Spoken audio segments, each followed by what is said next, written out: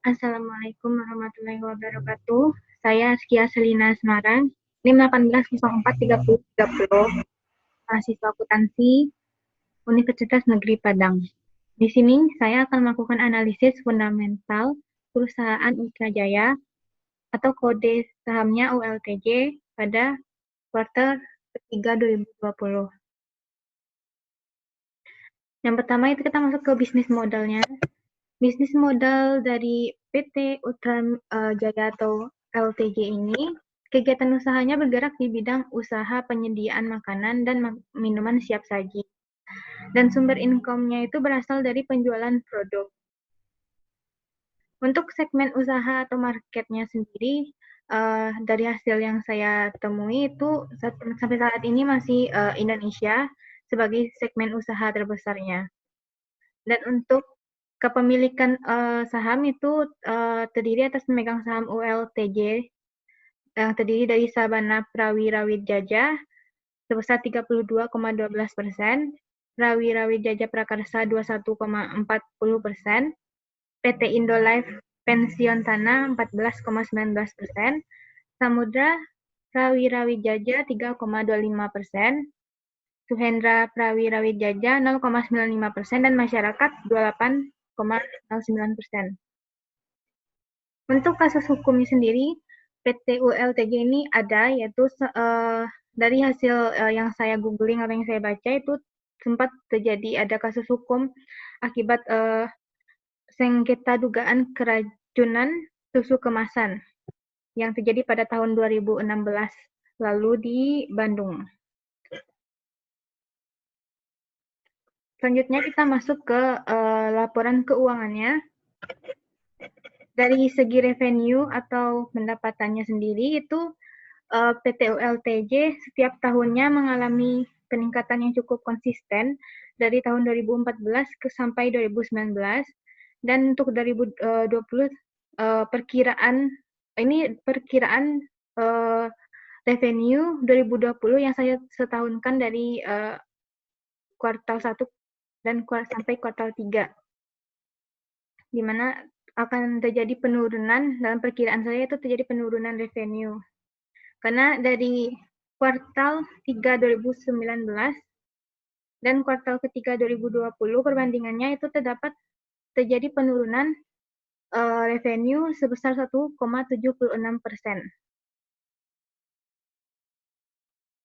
Selanjutnya itu untuk net profit. Net profit mengalami kenaikan dan penurunan, di mana net profit terbesar terjadi pada tahun 2019 dan saya perkirakan akan lebih meningkat di tahun 2020 ini dari hasil dari hasil perkiraan saya yang saya setahunkan dari kuartal 1 hingga kuartal ketiga 2020 ini. Namun net profit sempat mengalami penurunan pada 2018 sebelum mengalami kenaikan kembali di 2019, di mana kuartal ketiga 2019 itu sebesar 815 ribu ini mengalami, sedangkan pada 2020 kuartal ketiga itu mengalami kenaikan sehingga terjadi kenaikan sebesar 19,3%. Untuk aset sendiri itu konsisten setiap tahunnya mengalami kenaikan dari tahun 2014 hingga 2019, dan untuk tahun 2020 sendiri itu akan mengalami peningkatan dari perkiraan saya sebesar 12,2% dari 2019 ke 2020. Namun kita masih harus tetap menunggu hasil akhirnya yang disetahunkan 2020 ini.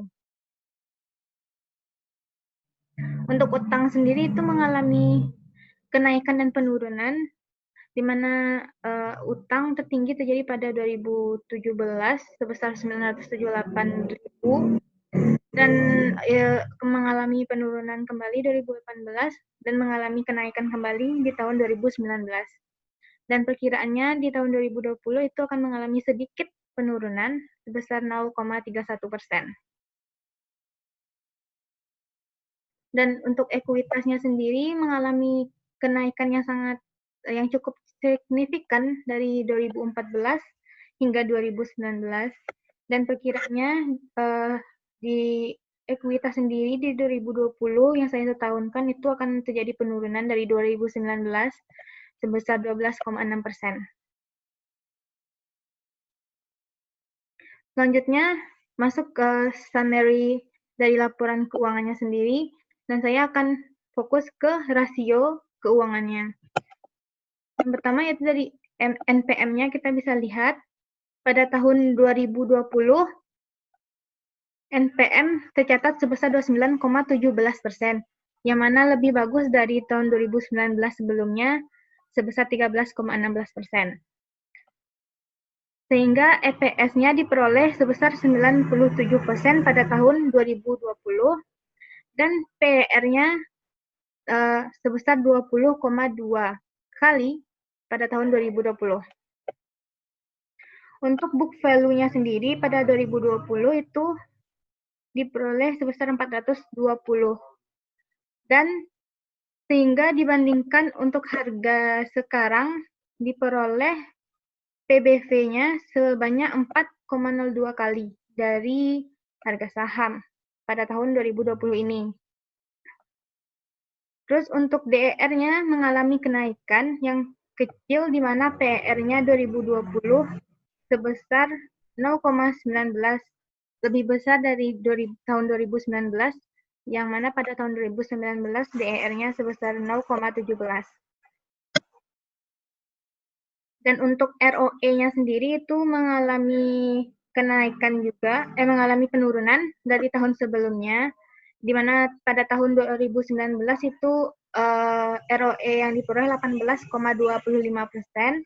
sedangkan pada tahun 2020 ROE-nya tercatat sebesar 16,05%, sehingga terjadi sedikit penurunan dari tahun sebelumnya. Sedangkan untuk ROA-nya itu pada tahun 2020 diperoleh sebesar 15,11%,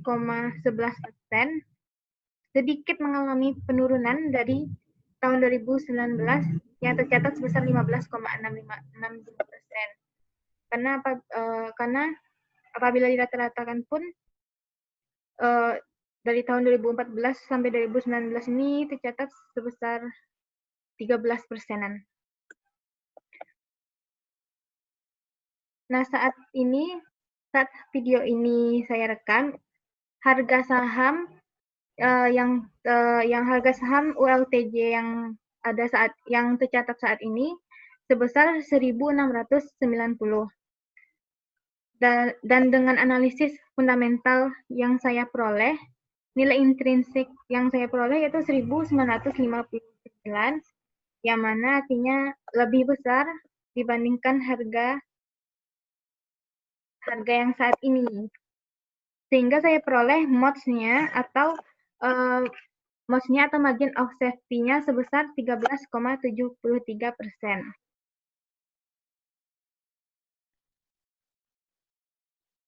Selanjutnya langsung masuk ke kesimpulannya.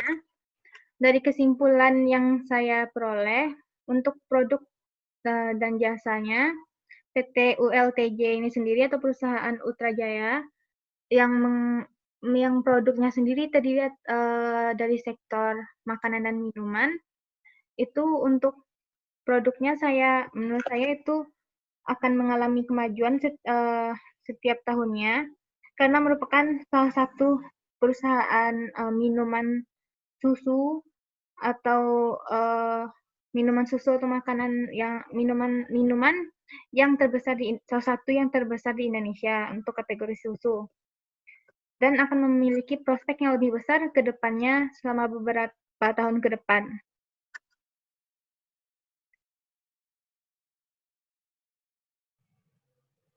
Selanjutnya untuk GCG-nya sendiri saya beri no, karena menurut saya pertama yaitu karena pemegang sahamnya kebanyakan merupakan pribadi, bukannya negara, dan yang kedua yaitu karena terdapat kasus hukum pada perusahaan ULTJ ini, sehingga menyebabkan kekurangan kurang kepercayaan dari masyarakat karena produknya sempat mengalami kasus hukum yang cukup pelik pada tahun 2016 lalu. Selanjutnya untuk revenue saya beri oke karena meski mengalami sedikit penurunan pada tahun 2020 ini, tetapi tidak terlalu signifikan terjadi penurunannya, sehingga menurut saya itu sudah langkah yang cukup baik dalam mengelola revenue-nya di tengah kondisi COVID-19 saat ini. Dan untuk net profit-nya saya beri oke, karena net profit-nya menghasilkan laba dan tidak menghasilkan rugi. Dan untuk aset saya beri oke, karena dari data yang telah dilampirkan tadi, asetnya mengalami peningkatan setiap tahunnya dan tidak terjadi penurunan pada tahun 2020 ini juga. Selanjutnya untuk liability-nya saya beri oke, karena DER-nya atau DER-nya masih di bawah 1. Namun harus hati-hati apabila di atas 1 itu akan tidak baik, nantinya akan saya kasih no bila di atas 1. Namun dari laporan keuangan summary-nya itu DR-nya masih di bawah 1, sehingga saya beri oke. Selanjutnya untuk book value-nya saya beri oke, dikarenakan harga sekarangnya dijual di bawah book value-nya. Dan untuk sektornya saya beri no, dikarenakan karena sektor Ultrajaya ini sendiri adalah makanan dan minuman, perlu kehati-hatian yang sangat sangat sangat mendalam dalam memperhatikan sektor ini, karena seperti ada sebelumnya terjadi kasus yang melibatkan PT ULTJ, harus ada kehati-hatian dalam pelaksanaan pengemasan hingga pelaksanaan dan pengecekan produk dengan lebih hati-hati agar tidak terjadi kesalahan seperti sebelumnya, seperti ada kesalahan keracunan atau susu yang basi atau masalah lainnya mengenai minuman, karena minuman dan makanan sendiri cukup perlu kehati-hatian yang tinggi dalam pemasaran produknya. Dan untuk ROE saya beri oke, karena ROE-nya dari data yang telah dilampirkan itu ROE-nya lebih dari 9% dari yang saya peroleh. Meskipun mengalami penurunan dan peningkatan, tidak terus mengalami peningkatan, tapi karena ROE-nya di atas 9% saya beri oke. Selanjutnya untuk MOS-nya atau margin of safety-nya saya beri oke, karena pada hasil perhitungan saya sendiri saya peroleh hasil positif. Karena penjualan harga sekarang dijual di bawah book value.